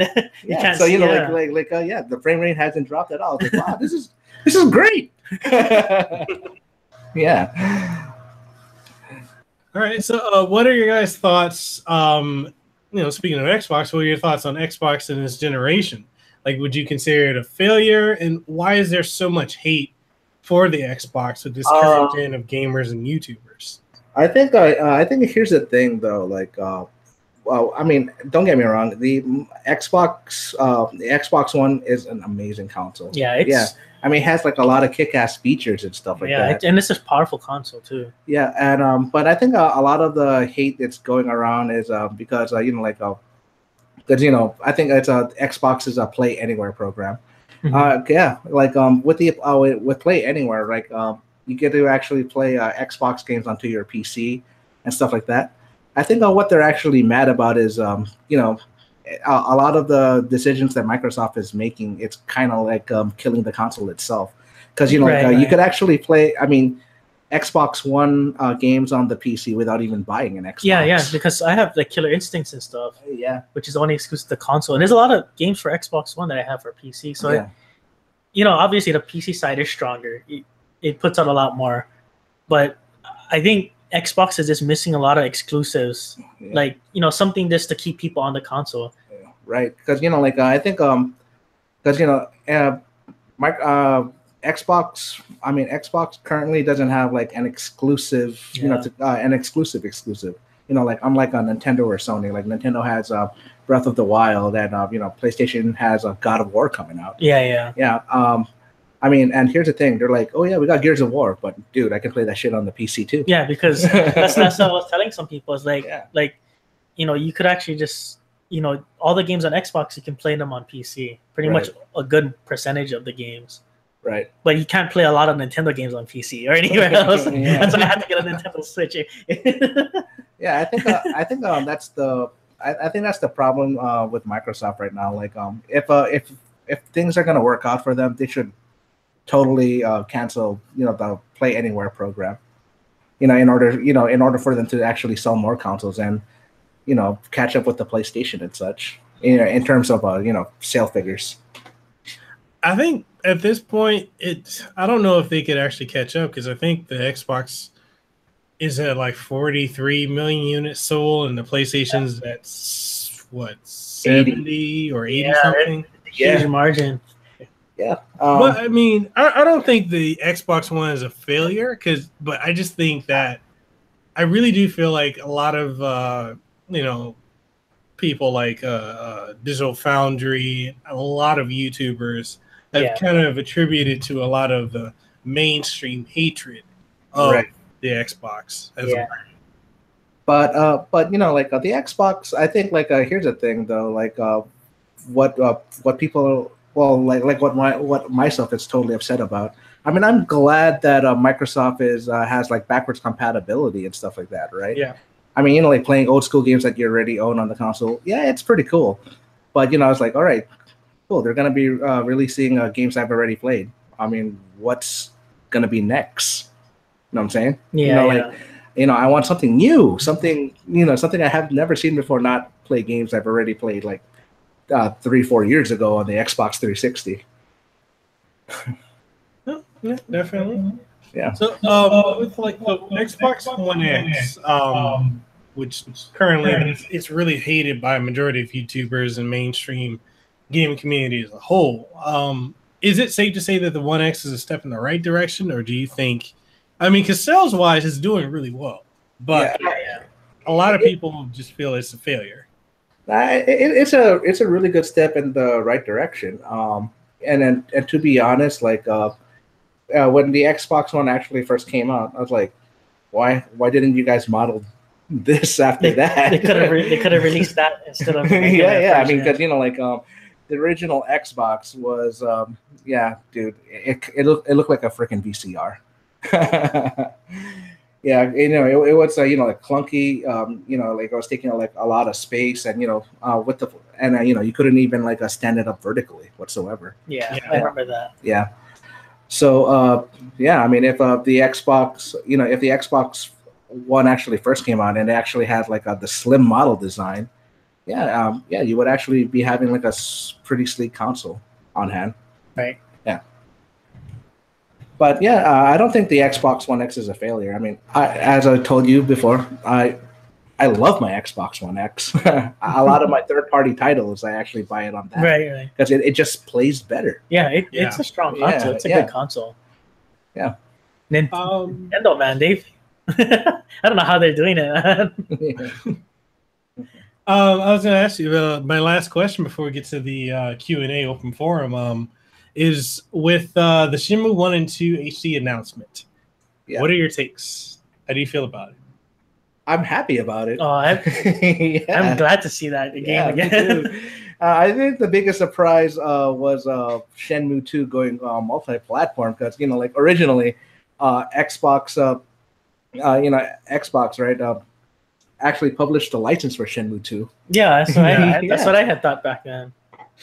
Yeah, and and now it's going multi-platform on the Xbox One, PlayStation 4, and PC. I'm actually quite happy about it. Yeah, but hopefully the newer generation would actually would appreciate it like us three did. Yeah. It was actually pretty unique at its time. I'm kind of surprised that it's not coming because I think it could definitely run on the Switch, but I think not announcing it for that is kind of it's kind of odd. Yeah. Well,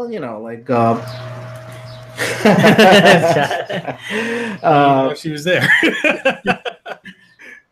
I mean, with Nintendo and stuff like that, it'll most likely announce sooner than later. I think Shenmue 1 and 2 is going to be there. Yeah. Yeah. I think it can be on all the consoles. Yeah. Because I think with Shenmue 3, that one's not. Is that still Sega or is that primarily Sony? It's primarily Sony right now. Oh, Yeah, because I think let's see, the owner of Shenmue actually bought the IP from Sega, right? You know, bought the IP name and stuff like that. Right. Oh. And he was actually trying to look for a studio in order to help actually make it. Make the game. Yes, and Sony funded it. So Yeah. it's technically a Sony / PC game. Yeah. All right. So moving into the last section, the open forum Q&A. We've got questions from Dendy Avery. He's asking, what are your guys' thoughts on the upcoming fighting EX layer? Oh, Skullomania. I'm a huge fan of the Street Fighter EX series. Just to let you know that. When I saw that game, I went off the walls. I jumped out of my seat. Was like just yelling. I was like, "Oh man!" Did you get to play the beta? Yeah, I played the beta. Yeah, I played the beta too. It's really freaking fun. What's the wrestler's name again? Daron. Daron. Yeah, he's one of my favorite characters in the beta. Yeah, Daron is super strong. I got wrecked by a lot of them. I was playing like even Justin Long was using Daron. Like he's so good. yeah. Well, you know, like what we think. Hopefully it does good, and you know, we could actually run tournaments for that if people actually find interest in it. The game looks pretty good, you know. Yeah. Even because if you look at the company, they're not as big as the other companies, so obviously the funds aren't as there. But for what they had to work with, they did a really good job. And like the characters look awesome. That's the one thing I like. When the characters look really awesome and unique. Yes, they do. I'm really looking forward to that game once it releases. And what I liked is they brought back the old soundtrack, and I heard they're just gonna tweak it a little bit. So I heard during the beta, what we're watching on YouTube, that's not the actual music, but they said they're still going to use the old music, but they're going to tweak the sounds a little bit. Right. You know, because for nowadays. Yeah, but, you know, like, the only thing that I don't like the idea about is, because, you know, like, I collect a lot of games physically this way, right? You know, physical copies. It's, Fighting Layers EX is going to be only digital. Yeah, it's really digital. Yeah. I think it was a funding thing, too, because to cut costs, so I guess if they don't release a physical copy, they can save a lot of money. Yeah. Oh wow! Do you guys think it's gonna possibly cross over with Street Fighter again? Crossover with Street Fighter again? You know, like the characters crossover for that's what I'm hoping. I wanted them to cross over. Yeah, I mean, you know, like I always wanted to see Skullomania in a Marvel vs. Capcom game, or or a guest character in Street Fighter 5. Yeah. that would have been great. All right, cool. Let's see. Black Star Dude has a question. He wanted to ask, what game or games are you guys excited for? A lot of the new games. You know, I'm not too sure actually. I mostly play a lot of PC games now. You want me to answer that for you, dude? Yeah. All right, God of War. I'm totally looking forward to that game right now, dude. I mean, after seeing the scores in Metacritic. And another game I'm totally looking forward to is Soul Calibur 6. Oh, okay. Yeah. That's one game I'm waiting for. Soul Calibur 6, man. Gotta, you know, it's been a while. I'm hoping I can get a review copy of Soul Calibur 6, but I know one of that's so bad, man. Like one of the guys that was on my podcast previously, History Behind the Warrior, he's actually been testing that game. So yeah, that's he said is really, really great. And as far as God of War, I'm telling you now because I have it digitally. I have a review copy. It's amazing. It is truly amazing. That's good to know, man. I'm looking forward to it, dude. Can't wait to play it, man. All right. So we got Den Avery. He's got another question. He wants to know, he said, what do you guys think of beat 'em ups as a whole in comparison to fighting game success? What would you guys recommend for a revival of the beat 'em up genre? I mean, go ahead. I would say, I think there's a lot of games that can compare to beat 'em ups. I was playing on, I think it was on Steam though. There was like that show, the anime RWBY. Yeah. Yeah, they actually have a beat 'em up on the PC on Steam. It's like 4 players, but you can play locally or online. And I guess because my wife's a big fan of that show. Yeah, it's actually really good. When I was playing it, it's pretty stable. The online is actually really good. And then you can actually play not just from the 4 characters, but 8 characters you can use. But then you can there's a lot of different combos. There's a lot of huge move lists in that game. The game has a ton of huge moves, and they made it kind of like an RPG where your character can level up along the levels, like while you're playing through the game. And then if you use the same moves over and over, you power that move up and you can level it up. They have supers, stuff like that. It was actually really fun though overall. Cool.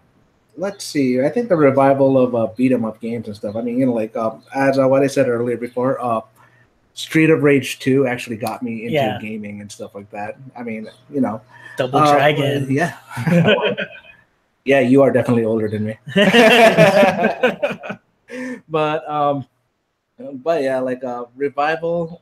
To be honest, I think the revival that we would actually probably be seeing would probably be like either in the Steam or Steam is doing really well. Yeah, the Steam or the PSN or Xbox, digital library and stuff like that.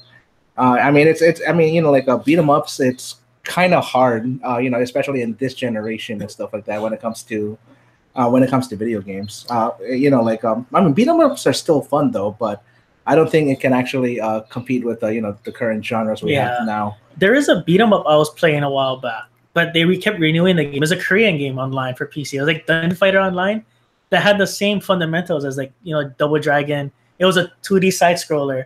Yeah. But that game was actually pretty crazy for a beat 'em up. But it was online only, but it was RPG style. So you have like endless levels, a whole bunch of bosses, and you can level up your characters. You can customize stuff, add weapons to them, change their looks. I think the last beat 'em up that actually priced for around $50, $60, at the time would probably be, the AAA beat 'em up game would probably be the Bouncer.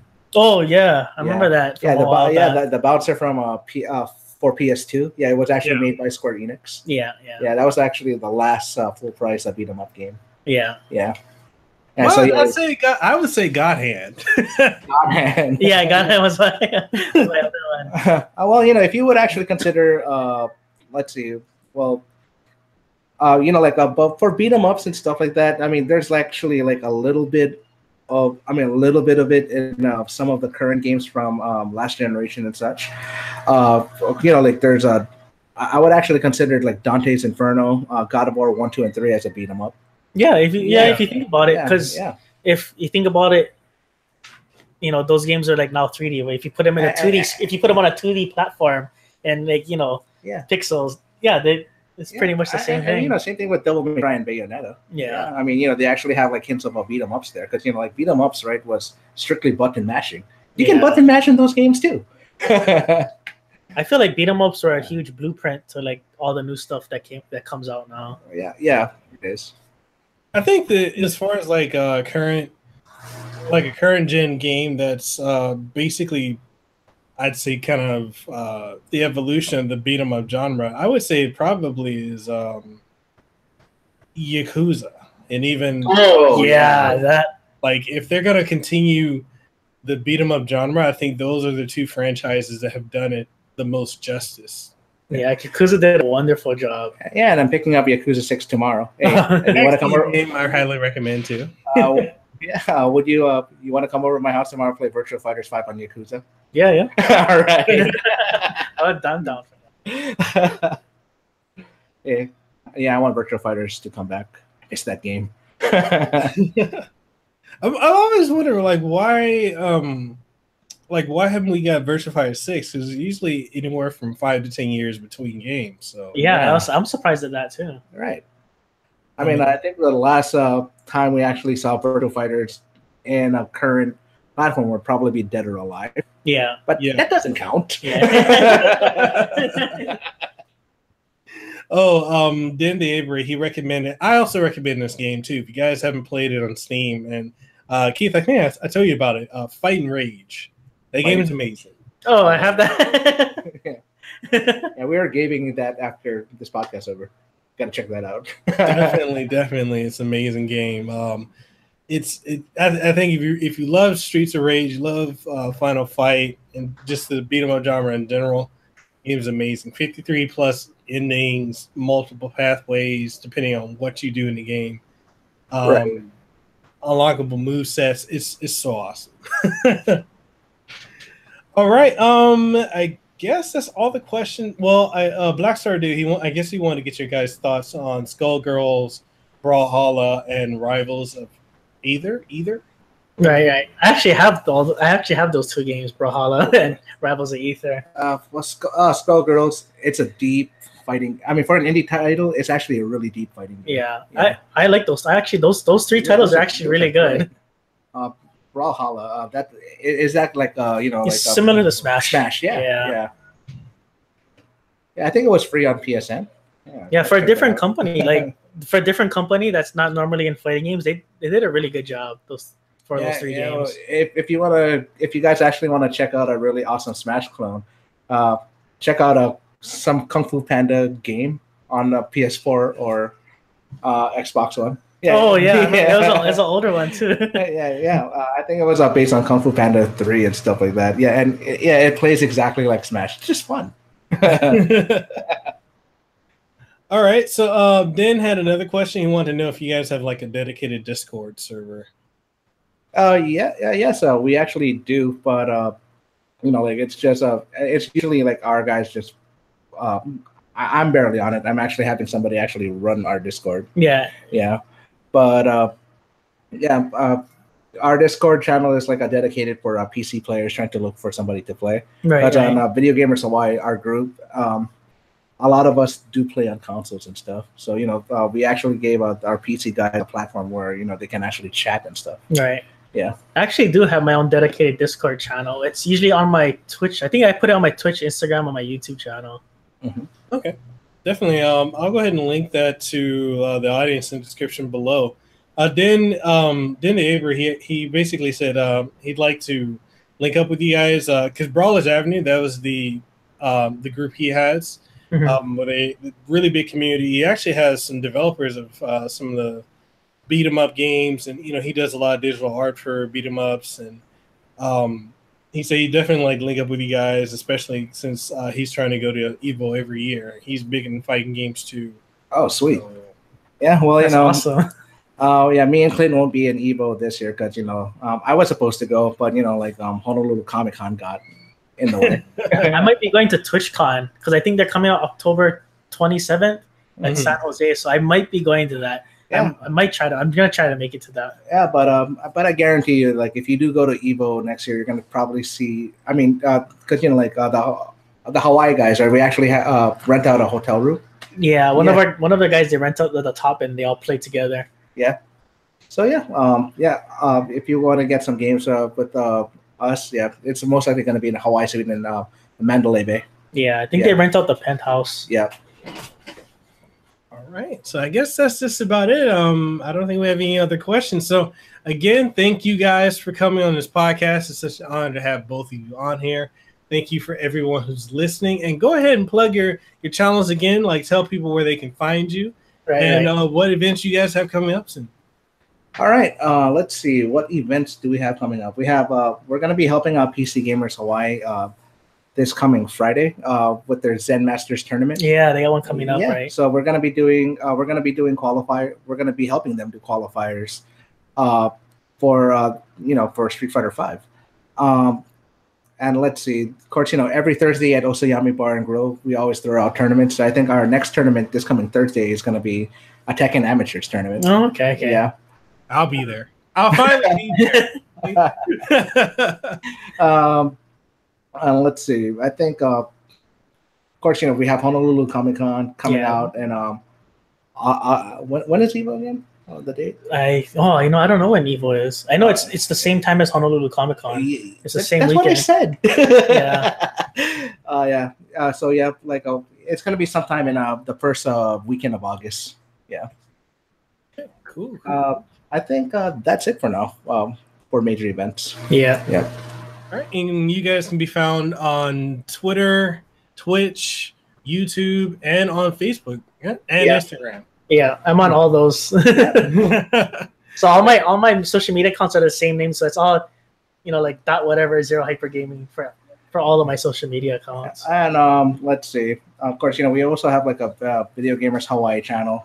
If you go into the search bar, check out Video Gamers Hawaii.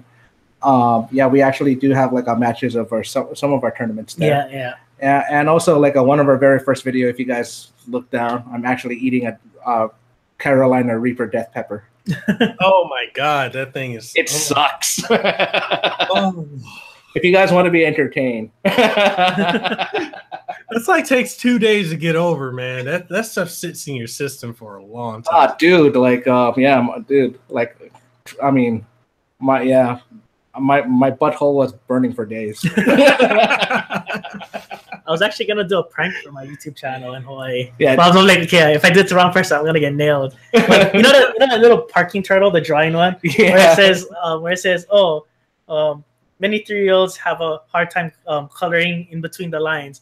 Maybe if you practice coloring in between the lines, you'll get better at parking too. And I have copies of that, and I was like, oh, maybe I should try to like do it and record it and Yeah. So yeah. If you guys are like in Hawaii or you guys want to check us out, check us out at Oseami Bar and Grill every Thursday. Yeah. At 7 p.m. Most likely I'll be there. I'm always like 50-50, 30, 30-90, 30-37. Yeah, so like every time an event comes up, we're like, where the hell is Clint? Yeah, because like I live down the street from Oseami, and it's like I have no excuse not to be going. Oh, so you live pretty close by then. Yeah. Yeah, I'm on University in whatchamacallit, University in Kapi'olani Heights. So like I can literally get there in probably like 4 or 5 minutes. Oh, sweet. But all right, guys. Thank you guys for being on the show. Thank you guys for watching. The links to everyone's for our guests, Twitch, YouTube, Instagram, Twitter, all their social media links and Facebook links are down in the description below. So definitely go over and give them a follow, like, share, and link up. Especially, I'm looking forward to Dan the Avery linking up with you guys. So I think that's going to be awesome. But yeah, that's just about it. Unless you guys, you got anything else you want to plug or? Well, thank you for having us, Mekel. Yeah, it's been really good. Yeah. It's actually my second time doing a podcast. It's been a lot of fun, man. Yeah, thank you for having us. Yeah, thanks. I would definitely like because I definitely like to do like one with you guys and history behind the warrior. I think that would be awesome. Oh, yeah, that'd be great. That's that's like Keith's expertise. All right, so that's just about it. Thank you guys for watching. Thank you guys for being on the show. And yeah, that's it. See you guys in the next one. Take care, everybody.